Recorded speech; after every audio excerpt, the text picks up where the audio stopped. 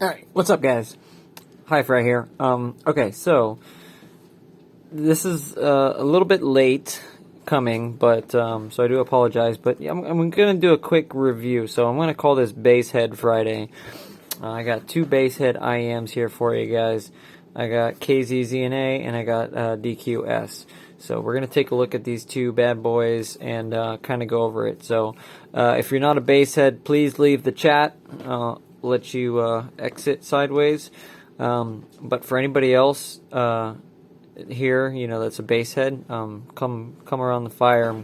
Daddy Jeff going to tell you guys a story of two IEMs that are pretty bassheady. So alright, so now that all the losers are gone, just kidding. No, I'm a basshead at heart, so just yeah, shit, dude, I love bass. Anyway, so, and that's one reason why I still love KZ IEMs.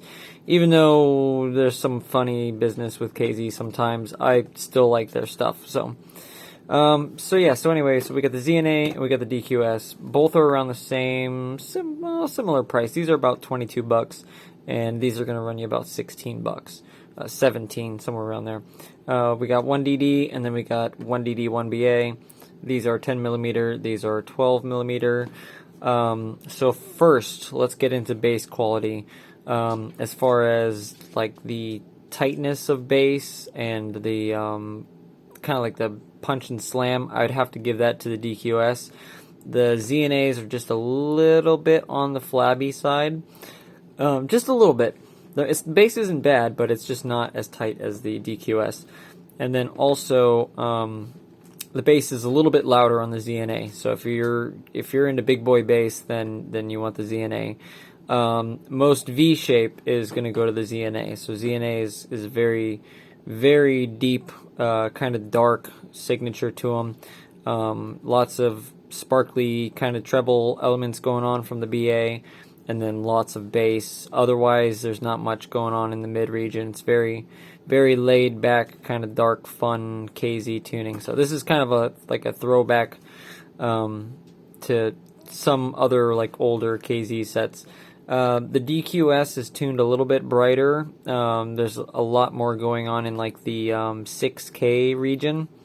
So if you're looking for a little bit more clarity, but you still want that bass hit, DQS is going to be good. The only thing that the DQS is lacking that the ZNA has is you're going to get more resolution out of the ZNA. Even despite its dark tuning, you're still going to get more resolution out of it because of the BAs. I listened to them. I went and A-B'd them, and then I also brought the CXS in, and I went and listened to those for a while. And these are my favorite out of all of them, but they're also the most audiophilic kind of sounding IEMs. A little bit hot in the lower treble. Some people aren't going to like that, but these are like killer IEMs for 20 bucks. So they compete with the best of them, in my opinion. But yeah, so anyway, so we'll put those to the side. But yeah, so ZNA, bass is not as tight as the DQS, a little more dark sounding, a little more recessed, a little more, well, quite more extreme V shape than the DQS. Better resolution, less resolution in the DQS. Imaging, I noticed, they're both kind of similar. Neither of them really have height per se, but the ZNA has more height than the DQS. They both have pretty ample width, and they both have okay depth. I'd say that I give it to the ZNA too as far as depth goes. I'd say ZNA has more depth of image than the DQS does. So from front to back, you're going to hear more stuff. Layering's also a little bit better, but that's because it's assisted from the BAs inside. So resolution, ZNA is king. As far as imaging and layering goes, ZNA is also going to take the cake. The only problem with the ZNA that some people aren't going to like, this IEM is more tuned towards like dubstep, EDM, electronic, but like kind of more like jammy, like drum and bass, hip hop, that kind of stuff. anything, once you start getting into like guitars or more modern EDM stuff with like female vocals and stuff, you're going to start getting in a little bit of sibilance. These have a little bit sharp treble character to them, and it just depends on what track you're listening to. Sometimes these really come through and just punish your ears, because the BA is actually quite loud on these. And on the other side of the spectrum, the DQS, you're going to get some nasally kind of sound. So they're going to be a little bit more shouty, a little bit more honky, and you're also going to get a little bit more nasally kind of sound, because there's more of that 6K region, and then you also have a little bit more roll off or glide in the upper treble, where these kind of continue a little further, or they have a little bit more emphasis behind them. A little bit sibilance in the dynamic, but this is more focused in like the mid region, whereas this in the ZNA, the sibilance is more exclusive to the treble BA. So anyway, so those are your quick reviews. Bass quantity, again, ZNA is going to take the cake for overall bass quantity. Bass quality is going to go to DQS. Overall resolution and imaging performance, stage and stuff, that's going to go to ZNA. Mid-range quality is going to go to the DQS. It's got a little bit better mid-range presentation.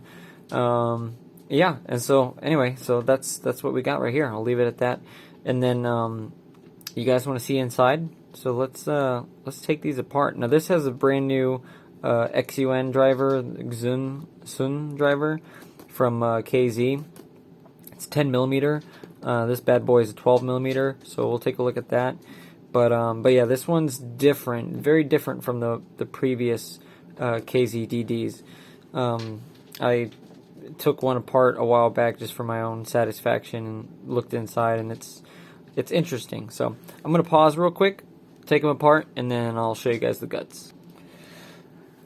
Alright guys, so I'm back. Got the DDs out. Let's take a look at them real quick. So I'm gonna zoom in, and bear with me 1 second as I turn my brightness up so I can see a little bit better. Alright, let me just fix this camera. There we go. Let me turn this brightness down just a little bit. Alright. So this right here, so this is the DQS driver. Okay, so this is the new Zun XUN driver from KZ. Alright, 10 millimeter. It's got the connections on the side. This is how they do all the XUN drivers. And then the fascinating thing about this one is this huge, gigantic dampener on the back. The thing is just absolutely massive. As far as its construction to all the other KZ DDs, it's not really any different than any of the other ones. They're touting a new magnetic gap, but I've looked at the magnet structure of most of their DDs, and they've all been about the same. They switched sometime around, I think, 2020. So when they switched to the smaller magnetic gap, but I don't know if they made it even smaller. I'd have to check. But I have the magnets to show that they changed the gap and they made it smaller. But yeah, you can just barely see the surround ring in there. But yeah, so anyway, so that is the XUN 10 millimeter, the new one that's in the DQS, and I assume that it's the same one in the what is it? The ZAR. So we'll do the ZAR next, but I assume it's the same one or similar in the ZAR, because you can see there, down there, it's pretty well. It's a little different because it's got this PCB around the back, but it's got the same same huge dampener right on the back there. So I don't know. We'll take a look. And a lot of people are asking me if the BAs are real, so we'll take a look at those. And I mean, they are real. They're never fake. I've never come across a fake KZ BA, but we'll see exactly how much they're doing in a later video. I'll disconnect the DD and I'll connect an external one so everything stays identical, and then we'll just play the BAs through the cavity here, and we'll see how much sound it makes. But yeah, so anyway, so that is the put it in frame there. So that is the 10 millimeter, and then let's do the 12 next. So this is the bad boy. Oh, and I want to show you. Okay, real quick before we do the 12 millimeter. So this is the IEMs itself, and I just wanted to explain to you guys what KZ does. So they have this. They have a few of them, depending on the shell, but they're always the same generic shape. So this is a 3-piece shell. Okay, for example, if I can. Oh, god damn it! Come off. So this one's a little different because it's sealed. The plastic is like welded. But so it's a 3-piece shell. So you have this back here that comes off. Then you have this general. So from this line forward, you have this like generic kind of body shape, this body cavity, and they've used this in many IEMs. And then this is the final piece. So this switches out depending on what the configuration is, and it also has different cutouts depending on the model of the XUN driver. So there's a cutout there, there's a cutout there, and then there's a cutout there. And anyway, yeah, so this is one piece where they can use different dynamic drivers and just kind of change them out depending on what they want. And sorry, I already had this apart. This is my glue. That's why it looks nasty.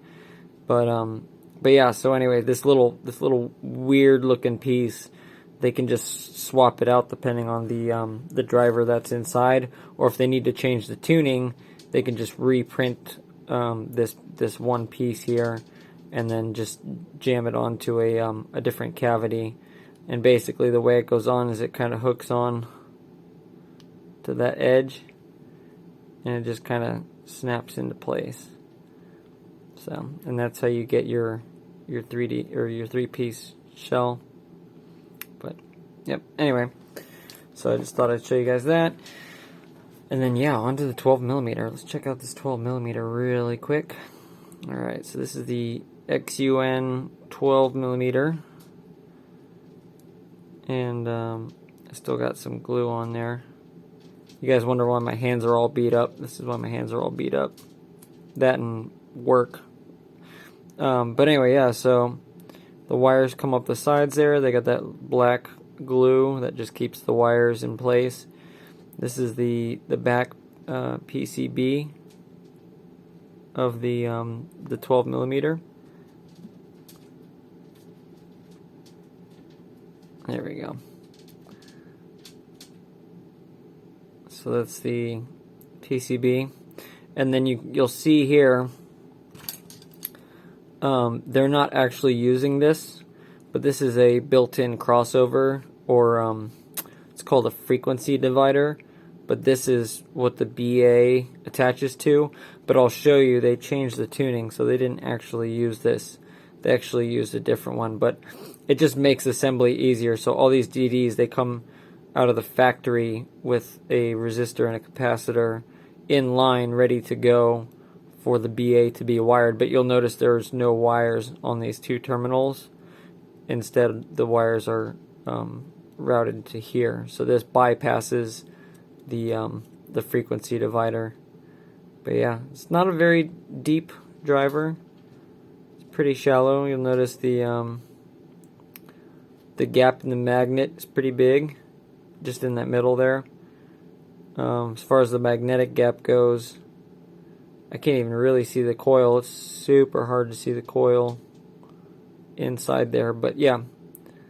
And you can kind of see there's like these rings. So there's like a ring there and a ring there. That's from when they stamp the membrane. They use two big plates of metal and they just go and stamp it, and gives it that shape. So, and so anyway, so this is the housing, and here is this is the actual frequency divider that they're using. So you'll notice it's just on its own little board.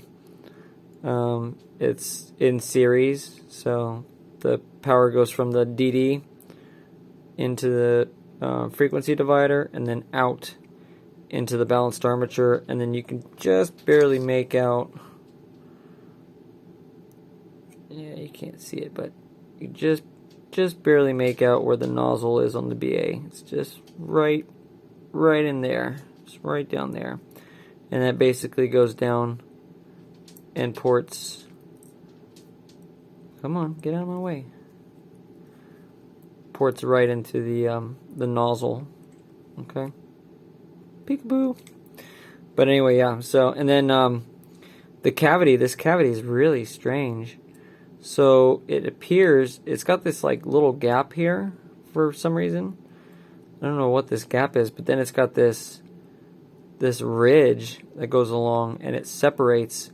So when you're listening to the dynamic driver, you're only listening to this part of the cavity here, and I have no idea what this section is being used for.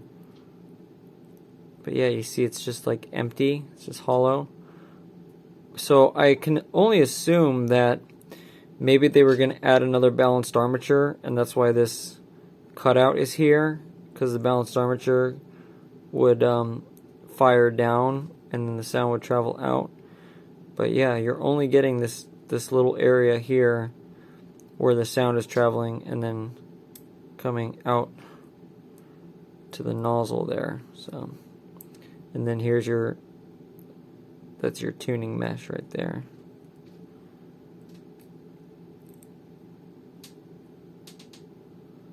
So they are using tuning mesh for the balanced armature. But yeah, pretty neato. I have my own well, they're not quite 12 millimeter, but I have my own 11.5. So I'm gonna put these inside like that. Alright, so I'm gonna load one of these suckers in because I'm curious to hear how it sounds. And I don't know, I just think that'd be kind of cool. So I don't have many like 12 millimeter shells, but yeah, I figured that'd be kind of cool. So anyway, but yeah, guys, so there's your look, and let me just zoom back out. We'll collect all our pieces. I'm not going to pull the BA out, so I do apologize. But yeah, so here's all the pieces. So you got this little back mesh here, and the mesh actually fits inside this metal plate here. So that's the back plate. And it's pretty crazy because this is all like custom molded stuff. But yeah, it just fits in like that. And then you have the plastic shell. And I don't know if they heat it up and it's like heat staked on top of the plastic molding, but yeah, it's pretty interesting design. And of course, okay, yeah, I did get it off. But yeah, so those are all the pieces inside. And then does this remind you of anything? Okay, so you see this back plate. Actually, let me just put the whole shell together or here, I'll grab the other one. Where's the other one at? Okay, does that design remind you of anything? Anything? Anything at all? You guys see that? Does that remind you of anything? Maybe? I don't know. Maybe it's just me. But that design language is really speaking to me. Anywho, alright guys, hope you enjoyed the video. I'm rambling now, so I'll let you go. It's 20 minutes. Have a good night. Peace.